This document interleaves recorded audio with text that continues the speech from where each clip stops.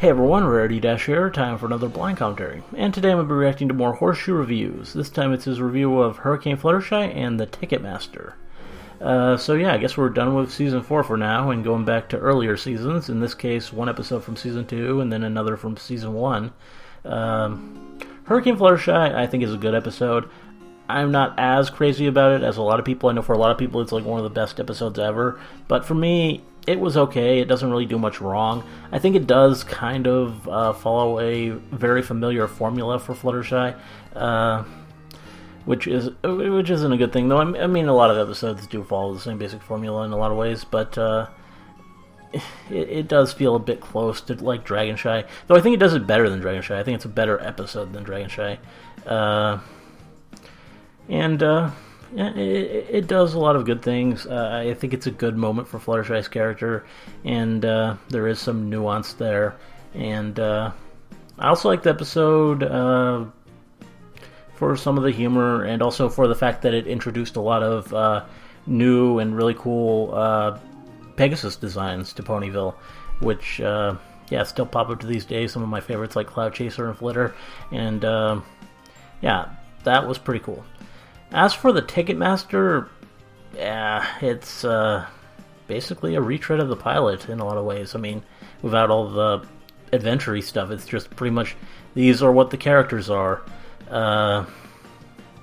So it's kind of like a bit of a nothing of an episode. I mean, it also is set up for the season 1 finale eventually, but just on its own, there's not a whole lot to it. I mean, it's kind of funny. It's amusing enough. Just it's not really. There's not really a whole lot there as far as I'm concerned. So yeah, I'll be interested to see what he has to say here. Let's get this started. Okay, and here we go. And that's a lot of boxes with Twilight on them. And we're singing some Queen. I've done my sentence, but committed no crime. And bad mistakes. I've made a few. Always believe. I've had my I believe it. and kicked in my face. I've gone through.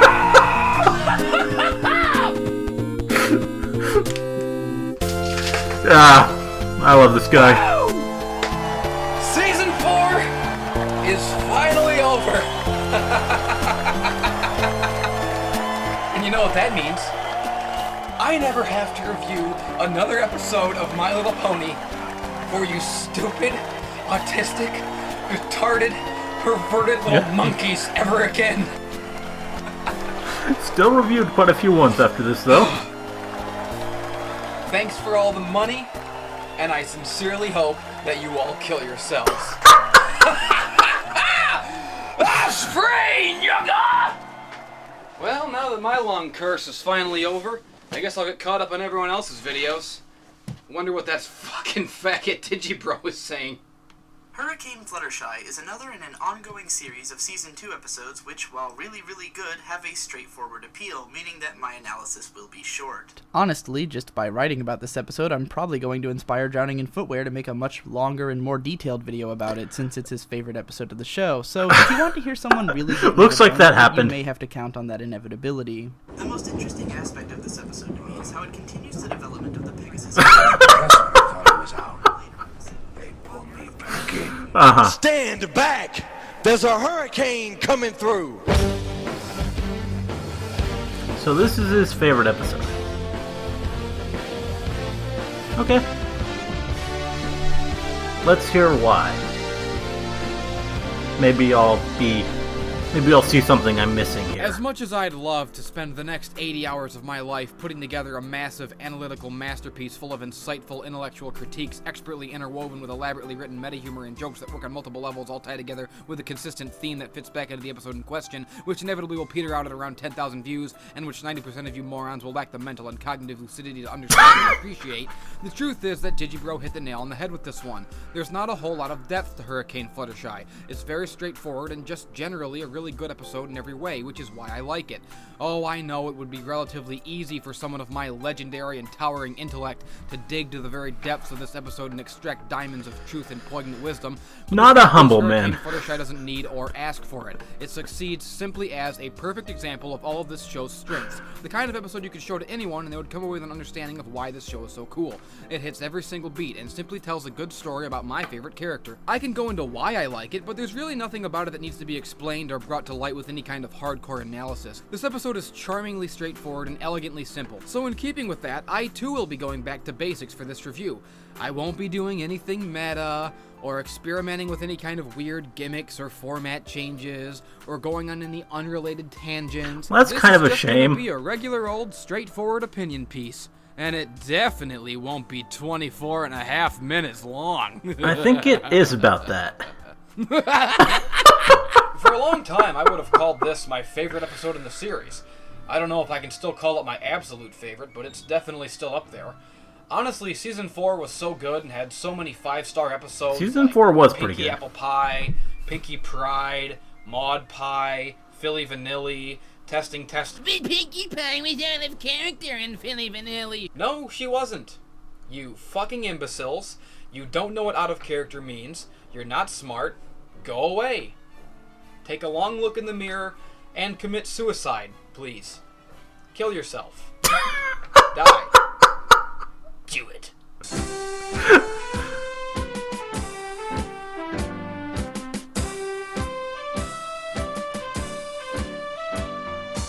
Now let's talk about Fluttershy. He's my favorite.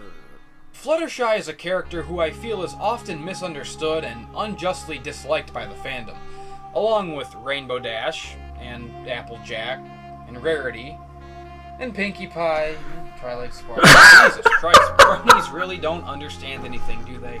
No, apparently not. But Fluttershy never learns anything. Will you shut up? I can understand why a lot of this show's fan base has trouble empathizing with a character like Rainbow Dash. One, because they're too autistic to empathize with anyone, and two, Rainbow's personality and personal struggles are very far removed from that of the average introverted man-child. I mean, come on. How many of you bronies out there can really relate to being good at something, let alone being the best? I mean, let's be honest, you don't have ambition, you don't have talent. If you did, I'd be watching your video, instead of you sitting there hunched over on your Cheeto-stained shrivel chairs watching people better than you and trying to type out a semi-literate attempt at putting yourself over in the comment section with the one hand not shoved down your pants. So, I can understand why a character like Rainbow Dash, being as talented, confident, driven as she is often misunderstood by fans as bitchy or insensitive or aggressive or egotistical. But the fact is, she only appears that way because she knows who she wants to be and she's motivated, not just for herself, but for those around her, those she cares about. She wants her friends to push themselves and achieve just as much as she wants that for herself. Duh. Yeah. But you would think that those fans would at least be able to relate to and understand Fluttershy's struggles of social incompetence, anxiety, and introversion. After all, she's exactly like most bronies. Well, not exactly like most bronies. She's kind and sincere and intelligent and graceful and has a job and a passion and a talent and friends. But nonetheless, anybody can relate to Fluttershy's flaws pretty easily. I mean, most people have experienced awkwardness or social anxiety at some point. And for a while, that did make Fluttershy a very popular character. Be honest. Regardless of who's your favorite pony now, Fluttershy was the reason you started watching this show. No, I think it was Rainbow Dash. Favorite. She was the cutest, she had the funniest and most memorable moments and lines, and if you don't believe that, just think about how much of the early fan-made material revolves around her, or how many 5-second YouTube clips there are of Fluttershy just saying a line or making a noise that made everyone squee. Yeah, there were a lot of those. Woohoo! I'm the world champ, you know. I'd like to be a tree. Yay. Yay. A tree.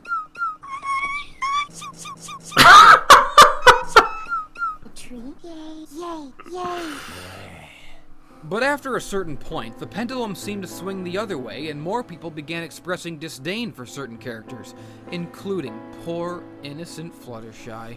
Probably because after a certain point, all of the normal people who called themselves bronies as a fad in the beginning were all beginning to move on to the next fad, and leaving behind only the most hardcore audience, the real bronies, who all have severe Asperger's and are clinically insane. You know, anytime someone claims to vehemently hate one of the main six due to perceived nagging character imperfections, I have to wonder if what they're really looking at is a mirror to their own imperfections.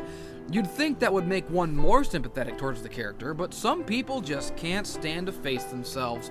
And that's sad, because if that's the case, how can they ever learn any lessons about friendship? But every Fluttershy episode is the same. She just learns the same lessons over and over again. Isn't that cute? But it's wrong! Now don't worry, I am going to do you the favor of explaining to you why you are wrong.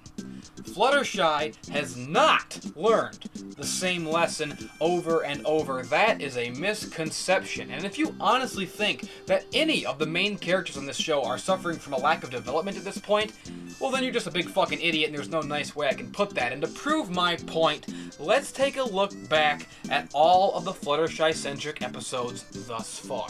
The very first episode to focus on Fluttershy was Dragonshy, but that episode was not about Fluttershy learning a lesson. It was about Twilight and the others learning not to lose faith in their friends. Fair enough. She underestimated Fluttershy's devotion to her friends and her ability to be an asset to the team. They all did. We, the audience, also learned for the first time that Fluttershy can be assertive when it really matters, such as when her friends are in danger. Then there's the Stairmaster, where Fluttershy learns that you should threaten children to get them to behave, I guess. And also not to bite off more children than you can chew. I don't know, whatever. Next is Green Isn't Your Color, where Fluttershy got roped by Rarity into being a fashion model, despite not being comfortable with it. The lesson Fluttershy learns in this episode is... Being a good friend means being able to keep a secret, but you should never be afraid to share your true feelings with a good friend. Fluttershy didn't want to disappoint Rarity by telling her she hated modeling. Meanwhile, Rarity doesn't want to disappoint Fluttershy by telling her she doesn't want her to be a model. The lesson there is for Fluttershy and Rarity, who are both fearful of hurting their friends' feelings, to learn that their bond is strong enough to withstand the possibility of disappointing each other once in a while. Being friends with someone doesn't mean they never disappoint you, it just means you love them anyways. Just ask Spike, who in this episode begins a long tradition of being disappointed by Rarity. A Bird in the Hoof was about Fluttershy learning to check all of the facts of a situation before taking matters into her own hands, or hooves, or whatever. Putting Your Hoof Down was about Fluttershy learning to be assertive in her everyday life and stand up for herself without going overboard and becoming a real heel like yours truly. This is a bit different from how she asserted herself in Dragonshy, because in that situation she acted on instinct because her friends were in real danger, whereas this episode is more about learning to draw a line in the sand when it comes to more everyday situations. Hurricane Fluttershy is about Fluttershy believing in herself and learning that even though she isn't the best flyer, she's still capable of helping. Keep Calm and Flutter On, just like Dragonshy, wasn't about Fluttershy learning a lesson at all, but rather about reaffirming the value of her element. Instead of Fluttershy needing to learn anything, Twilight learned just how strong of an effect kindness can have, and Discord learned that he likes having people be nice to him. Philly Vanilli is about her learning not to let anxiety and fear stop her from doing something she loves, and the Breezy's episode is about the dangers of coddling and learning that sometimes the best thing you can do for someone is to set them free. So, all of those conflicts stem pretty naturally from the core of her character, but they're not really the same at all. There's a lot of different angles you could approach a story about this character from, and I'm sure the well is still far from dry. Fluttershy has learned lessons and developed as a character pretty consistently, just not all at once, which is how it should be. Just look at how she is in her first appearance, and tell me she hasn't grown as a character since then. At this point in the series, even at her most meek and shy, she's not this socially crippled anymore. I don't think she was like that even in the second episode, though. Her characterization, as it is with the people criticizing Seemed to get past that point pretty Obviously, quickly. I can see that Fluttershy is perfect, but I know the rest of you need everything explained to you as though you were 5. Luckily, in my vast intellectual superiority and infinite wisdom, I just so happen to be a certified, tenured professor of common sense and critical thinking.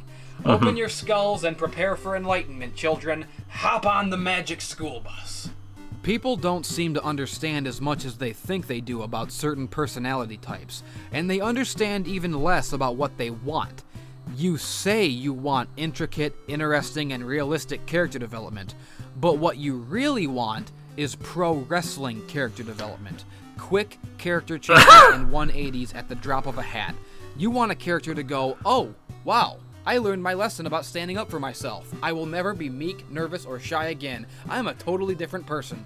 But real life doesn't work that way, and more importantly, introversion is not a personality flaw to be instantly overcome. It's a personality trait that has to be tempered, mastered, and worked around. It's a subtle difference, and believe me, I know that bronies don't understand subtlety, but there it is. Fluttershy's introversion is a part of the core of her character, and what makes her interesting, lovable, and relatable to people in the first place. It would be wrong of the show to suggest that she could or should just learn a lesson and wipe it away. Think of the lesson that sends to kids, that if they're shy, there's something wrong with them. If they're quiet and play by themselves, they need to be forced into playdates or something. I think kids hear enough of that shit as it is. With autism diagnosis on the rise, and everyone convinced they need to send their kids to fucking therapy nowadays, or load them up on drugs to stamp out any possible signs of uniqueness, I'd say it's more important than ever to let them know introversion is not a fucking disease. And while crippling shyness can be detrimental, it's not something a person can just expect to get over or push down and suddenly enjoy being the center of attention. Fluttershy has slowly come more out of her shell as the series has progressed, but not so much as to send the wrong message. One of this show's mission statements is to show friendship between different personality types and demonstrate how each one is unique and special. It does this by showing that the character's strengths and weaknesses are often one and the same. Fluttershy's anxiety and shyness are what make her life difficult, but they're also what makes her so perceptive of other people's loneliness and suffering. It's why she understands the inherent importance of kindness, and why she's able to completely let go of her fears and anxieties when she needs to stand up for someone else. By definition, only the coward is capable of the highest heroism. The fact that Fluttershy remains at her core a shy character, while still being able to have good friends who care about her, sends a vital message. If you were a small child, or even an adult, who has trouble making friends or being around other people, and you saw Fluttershy making this slow progress, you'd relate to her, and you might be able to make that progress too. But if she just did a complete 180 and was suddenly the life of the party, that wouldn't teach anyone anything. It would just undermine the character and the spirit of the show, as well as the rules of proper storytelling for that matter. Growing as a person takes baby steps. They even blatantly spell that out for you in Philly Vanilli. Baby steps, every pony. What don't you fucking understand? But it doesn't make sense for her to have stage fright. Shut your fucking mouth! Shut the fuck up, you cunt! Shut it! And that's my review of Hurricane Fluttershy. Oh, shit, I forgot to actually talk about this episode. Even though this is thought of mainly as a Fluttershy episode, it's just as much a Rainbow Dash episode. Just a side note, I love the fact that these two are often paired together and seem to have known each other growing up. It's like they have this unspoken Pegasus bond between them, and their personalities are so diametrically opposed, it's fun to watch their relationship and speculate on their history together. Yeah, that's right. I have headcanons. Want to fight about it? You know, you should be happy that I am analyzing this as deeply as I am right now, okay? Because I only signed up for one season, and I'm going above and beyond my contract right now, and I'm doing it for you, and also to line my pockets, but mostly for... The point is, you're welcome, okay? Hey, you don't want me to start drinking again, do you? Because I will. You don't want to make me start drinking. I'll pull the pin on this grenade anytime I want. Might You make don't want the that. You don't want the footwear video man. You don't better. want the horseshoe man. You can't handle the horseshoe man, okay? Keep that in mind. One of my favorite things about the writing in this show has always been the uniqueness of each character's relationship to each other. They're not a hive mind of best friends.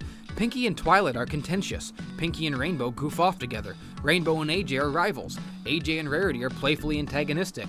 Rarity and Fluttershy have a very feminine, girlfriends kind of relationship, and Fluttershy and Rainbow Dash are Pegasisters, yo. Pegasus brothers. I don't like Pegasisters. Sounds icky. They're bros. This episode should have been called Bro-nado. Uh-huh. I always enjoy the hints that these two have a deeper bond than most of the main six. It's one of my favorite aspects of both characters, which is a big part of why I like this episode so much, because it's not just a Fluttershy episode, it's also a Rainbow Dash episode. And I honestly think it's one of the best Rainbow Dash episodes. Imagine that, an episode that's not even explicitly focused on her and even has another character's name in the title. I love the way Rainbow Dash is written in this episode. It would have been so easy to write some cliche bullshit about Rainbow Dash being so blinded by competitiveness that she's just a total bitch and either completely neglects Fluttershy or pushes her too hard. But instead of making Rainbow an antagonist, they took the high road and wrote her as very conflicted. Rainbow Dash is never once mean to Fluttershy in this episode. She wants to break the record and she needs Fluttershy to be at her best, but she knows who Fluttershy is and why pushing her too much is a bad idea. Rainbow Dash in this episode is respectful. She respects Fluttershy and tries hard to curb her natural aggressiveness and not overstep her bounds. Despite how obsessed with winning she is, she cares immensely about her friend and doesn't lose sight of that. That is loyalty. It's a marvelous display of self-control, respect, and loyalty right there. But of course, bronies are fucking retarded and don't understand things that aren't shoved in their face. So Rainbow Dash is just a cunt who never lives up to her element. Ah, give me a fucking break, you idiots! God damn it, I hate you fucking people. You know what, on second thought, maybe I could use a drink or two. Yeah. In a lot of ways, Rainbow Dash reminds me of myself in this episode, trying so hard to make Fluttershy better, just like I try so hard to make you idiotic bronies better, and running into a brick wall every time, just like I do. But also understanding that at a certain point, it's not her right to force that change on someone. Rainbow is walking a very fine line of loyalty in this episode between leaving Fluttershy to her own devices and pushing her to achieve. Going too far in either direction would be easy and would result in disaster. Staying in the middle is a much greater test of her loyalty to her friend. And in the end, it pays off, because Fluttershy recognizes that Rainbow Dash is trying her best, and in response pushes herself harder both for her friend and for herself. On to the little things that I liked about this episode. I love this great little Rocky send-up. It's just a really great, well-animated scene, and I remember it was the first time wing-ups were seen on this show. I remember thinking, well, I can officially say that I've seen a Pegasus do push-ups with its wings. I can die now. I also love how at the end, Fluttershy doesn't just become an amazing flyer overnight. Again, it would have been easy to write that is neat story where she one of the triumphs better and parts becomes here. awesome, but instead they made a point much more viable to real life. Fluttershy is never going to be the world's greatest flyer, but what matters is that she did everything she could and every little bit counts. Now there is one thing about this episode that I fucking hate, and it's a small thing, but it pisses me off and it takes me out of the episode every time I see it. The scene where Fluttershy is crying in the woods, listen to the soundbite they use. Yeah, that's from the first episode. How lazy is that? That they couldn't just record some new crying sounds and instead used what is obviously the sound clip of Fluttershy saying her name at the beginning of the series. Yeah. It's fucking horrible. And I don't even think this is the only time they've done that. Yeah, I think that it's... sound? Of all the sounds to reuse, why that one? It's so obvious she's saying her name. Who does that? Who says their name when they cry? Do you? Because I cry 10 times a day before breakfast, and I never once feel the need to remind myself what my name is.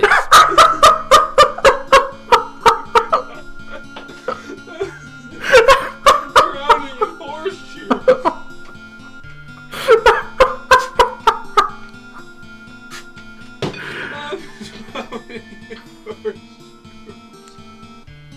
I'm the horseshoe man.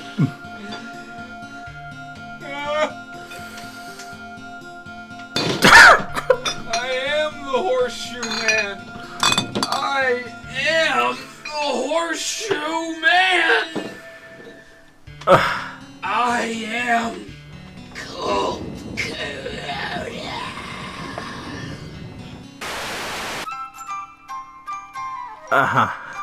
Hey guys, it's me.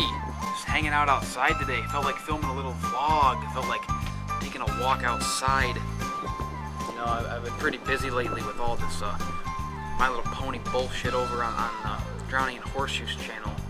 Look at that fucking water. It's beautiful. Does look pretty nice, yeah. About. I was actually going to film a review of a My Little Pony episode today, and I was gonna do it this morning, but I just... I woke up and I just couldn't do it. It's like I looked outside and I saw the weather, and I watched that season finale, and I thought about, it's fucking so beautiful out, man. And it's like, sometimes, it's like I had a choice today. It's like, yeah, I can stay cooped up in here and film this stupid review, and probably lose my fucking mind like I always do, and just go fucking crazy and just turn into a fucking animal. Or I could fucking do what I want to do inside my heart and fucking go outside and feel the wind in my face for a fucking day. And thankfully, I chose to go outside. I chose the path of righteousness. I came outside. I came out of the fucking basement. It is too nice of a day to stay inside and drive myself crazy recording a fucking My Little Pony review. Jesus Christ. Yeah.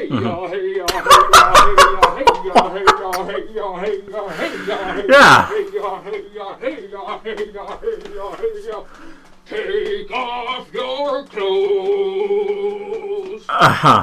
Take off your Okay. Uh-huh. Boy, do I feel...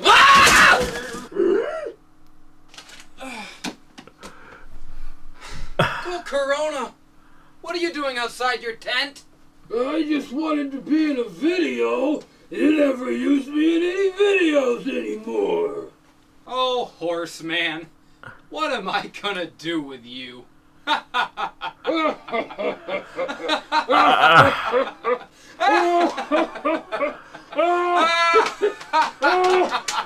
Okay.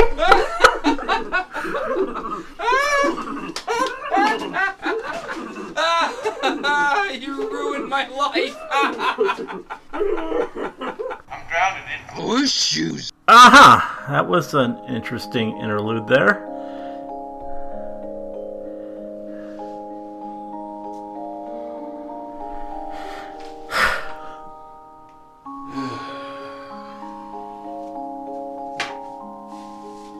Good night, Colt Corona.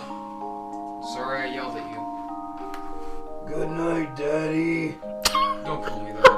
I'm sorry I made a dookie in the bird bath again. Well, accidents happen, Colt. Sometimes accidents happen with a loaded gun to little horse monsters who never learn from their mistakes. Just remember to use your litter box next time, okay? Uh-huh. Can you tell me a story? No. Tell me about the old days when being a brony was cool. You like those old stories, huh? That was a long time ago. Oh, come on. Please. Okay. How about I tell you a story about one of my favorite episodes from season 1. Okay. I'll see him make for Friendship case is for Magic, the two-part Ticketmaster. pilot episode is just that, a 2-part pilot episode. It introduces all Appreciate the the major characters Springsteen. and major themes. It's a classic, but it's not usually the episode I would recommend to someone if I wanted to show them what I like about this show. It's a good episode and a I will admit decent that the introduction, Ticketmaster but it gives off is a the better impression pilot that than the this is going pilot. to be an adventure-heavy Sailor Moon-style good versus evil show, which is cool for little girls, but if the show were just that, then it wouldn't have been as massively successful as it ended up being with older audiences. It wasn't until the 3rd episode that I felt like the show had grabbed me, as that's when it clicked that this show was just as comfortable doing sitcom-y, situational, slice-of-life stories as it was adventure and excitement. Adventure? Excitement? Ah! A neckbeard craves not these things. Episode 3, The Ticketmaster, is what I consider to be the real first episode of the series, and to this day it's still one of my favorite episodes.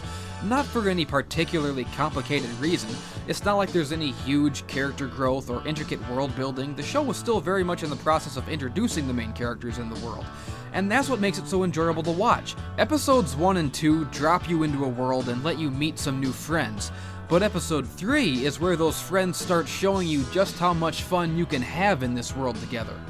The Ticketmaster represents Friendship is Magic at its absolute most pure essence. There's no pretenses about it.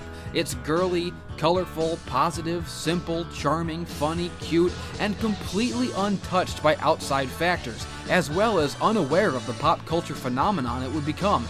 That lack of awareness creates a feeling throughout all of Season 1, but I feel most strongly in this episode that simply can never be recreated or recaptured.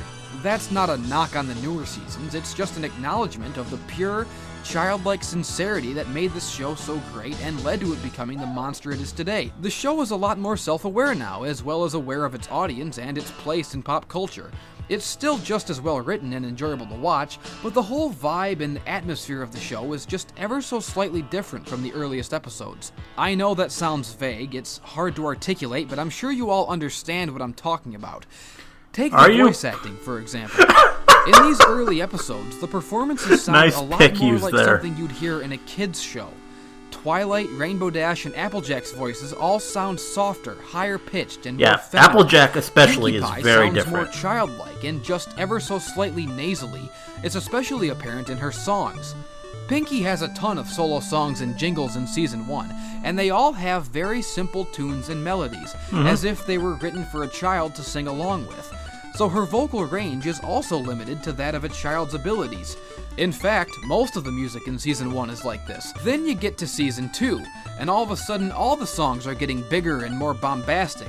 They sound less like jingles for children and more like professionally composed movie-quality musical numbers. A song like Smile, Smile, Smile has choruses and choirs and just amazingly layered instrumentation. It sounds like a real composition. And the vocal melody is more complex and requires a more adult range and singing ability. Season 1 had some pretty good songs too, though.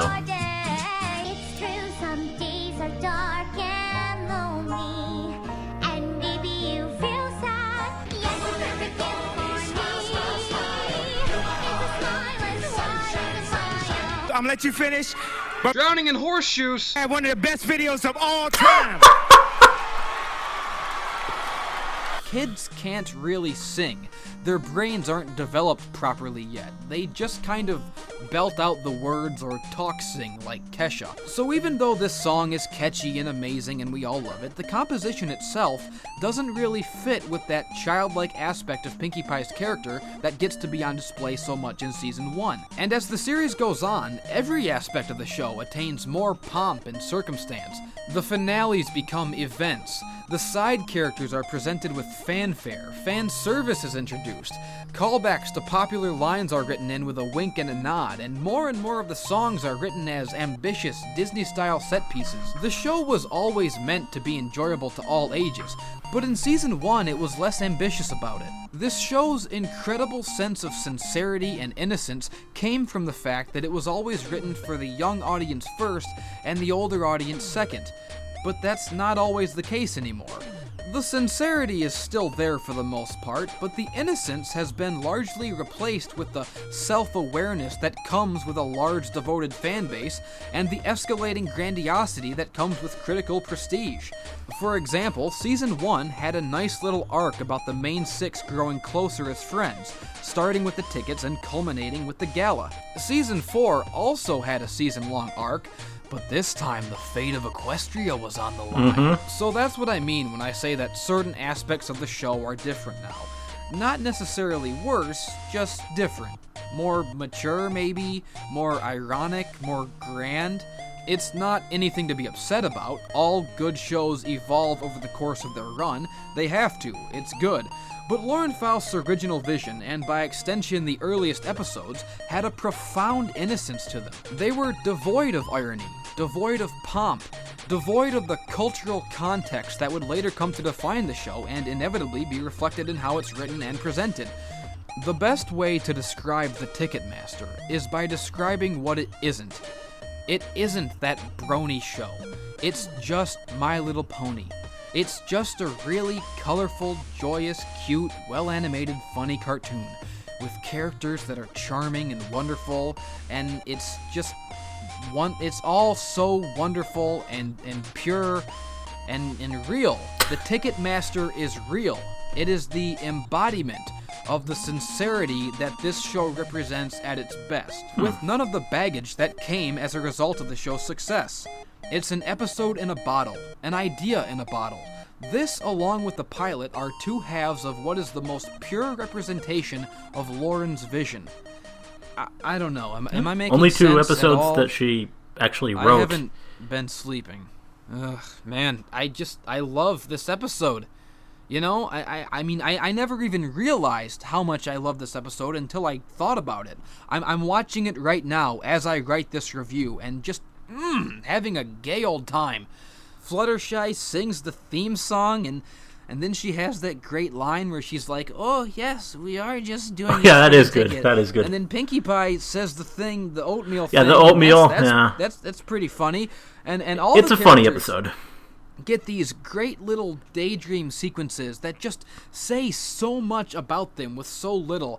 And it's at a point where the characters have only been together for one adventure, so they're still getting to know each other, and you get to see the very first hints, the beginnings of those great, unique interpersonal relationships and dynamics that get so well fleshed out later, and that form the basis of so many great stories. And then there's a Benny Hill sequence, and that's hilarious, and because you don't expect that from a show for toddlers. They wouldn't get the reference. So now you know that this show has jokes for grown-ups too, so you can watch it with your kids or your little sister without feeling like your brain is turning into poop. And they all learn a valuable little lesson at the end about friendship, and it's all so nice. It's so good. It's almost enough to make me forget that bronies exist.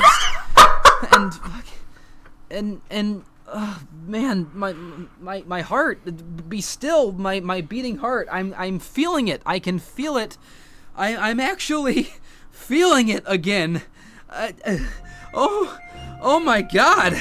I can feel it, guys. I feel it again. I remember. Friendship is magic!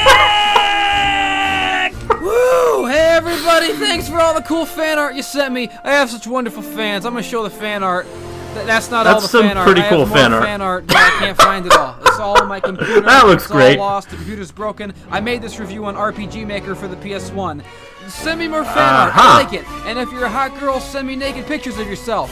I like sluts. I like screwing sluts. Hot girls in my audience, add me on Skype, but only the girls, not the boys. Only the girls, and only the pretty ones, and only the slutty ones. All my male fans, I don't like ya. If you send me a Skype request and you're not female, I will just ignore it like I do all these other losers. So give me all your sluts, and give me all your money on Patreon, so that I can buy Donkey Kong Tropical Freeze on the Wii U. Guys, this is actually really important. I want Donkey Kong. In fact, forget the sluts. I just want you all to send me money. I really love Donkey Kong, and I really love fapping and slapping my big long donkey dong on Fat Pony Booty.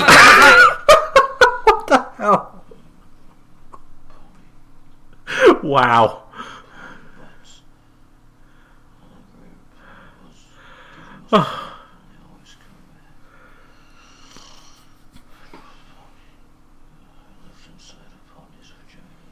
Daddy, no! Wake up! What? This story is terrible!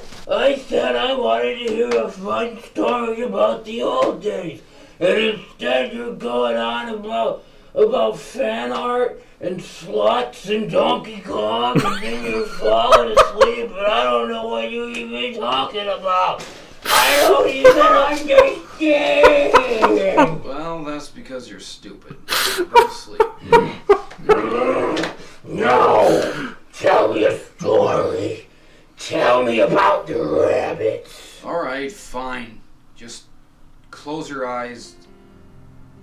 Picture the rabbits. Okay, Cole? Keep your eyes closed. Now we're going mice and men. Now, every spring, Fluttershy goes around all the little rabbit holes with her little bell, and she wakes up the rabbits. Because that's her job. She cares about the rabbits. Yeah. Fluttershy likes rabbits just like me. Yes. Yes, she does. And her favorite rabbit is her best friend, Angel Bunny. Her and Angel Bunny, they look out for each other, just like me and you. That is just like us, because most people don't got anybody to look out for them. But you got me to look out for you, and I got you. Oh, Drowning in horseshoes.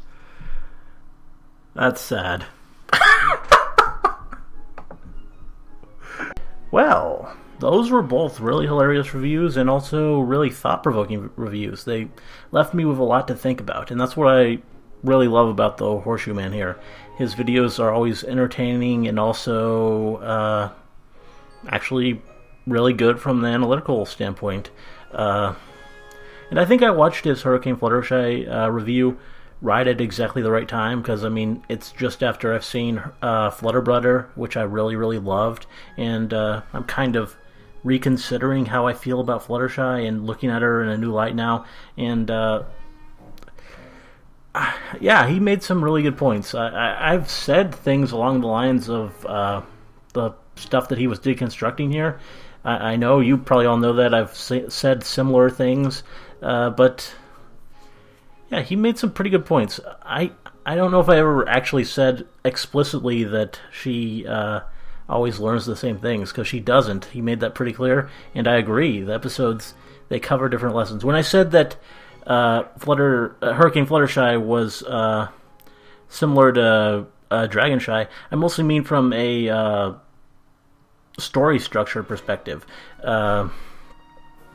which yeah, it just feels like the episode progresses in a similar way. So it kind of feels like we've been there and done that from a storytelling perspective. But from a character perspective, yeah, it is very unique. It's very different. And thinking about it more, I think, yeah, I think I've been wrong about a lot with Fluttershy. Now, granted, I'm not going to start loving Scaremaster or Breezy's. Those episodes, still don't like them at all. I can't really... This isn't going to change that. I think there are serious problems there. I mean, Fluttershy and Scaremaster is just utterly obnoxious. And Breezy's, well... Yeah, I hate everything else in that episode. Fluttershy, I mean, I don't really even remember her in that episode just because I hate everything else so much. But yeah, I still have a lot of problems with a lot of Fluttershy episodes. But I think, yeah, I think this actually helped me to start reconsidering her even more than I already was doing, and it helped me appreciate what Flutterbrudder did even more, I think, because that episode really did a remarkable job with progressing her in a balanced way, because she didn't become an entirely different pony in that episode. She was still really... She really cared. She really had this sensitivity about her, even as she did exhibit more willful behavior. And, yeah, that is... I think that's why I liked her in that episode so much, because he is exactly right. It would be absolutely the worst thing ever if suddenly she was just over her shyness. That is the last thing I've ever wanted. I want her to progress in a reasonable way, even if I don't want her to just be stuck in the same place. I want her to make obvious progression, but not just change overnight, which is a hard thing to really do. So I think I have been a bit harsh on the writers with her. Now, that's not to say I like her more than Twilight now or anything, but yeah, I think I'm going to line up on the Fluttershy stuff in the future. And then there's the Ticketmaster. There, I get what he's saying. What I said at the start, I still stand by it. It does feel like just sort of the pilot done over again, but I agree with Mir. It's actually the pilot done better, because I mean, without all the adventure-y stuff, you focus more in on the characters and what they're about, and it's funnier and it's a bit more enjoyable, and yeah, it's good. It feels not entirely necessary after the pilot, though I guess you could look at it from another perspective and say the pilot's not necessary with it. Just the pilot is necessary because it establishes a lot of things that are important later, but yeah. I might have to rewatch Ticketmaster. I've always kind of dismissed it as just this episode that didn't really have a lot to it, but there's definitely charm there. Yeah, probably one I need to see again. I haven't seen it in a while. So yeah, that says a lot about what he was doing here with these reviews. That he can actually get me to reconsider things and maybe change my point of view a little. I mean, he already made me like Pinky Apple Pie a lot more than I already did. I now really appreciate that episode, and now that's pretty cool. Anyway, yeah, really enjoyed these reviews. Definitely great stuff. That bit at the end, that was just absolutely hilarious. I don't know. I mean, just went off on that tangent, and then it just went all crazy, all Donkey Kong, and then we had the Of Mice and Men parody bit at the very end. That was all great, and yeah, he gotta love all his little comments about bronies. Definitely not afraid of insulting his audience, which is what I always love here. Anyway, hope you liked the commentary. Let me know if you did, and see you in the next one.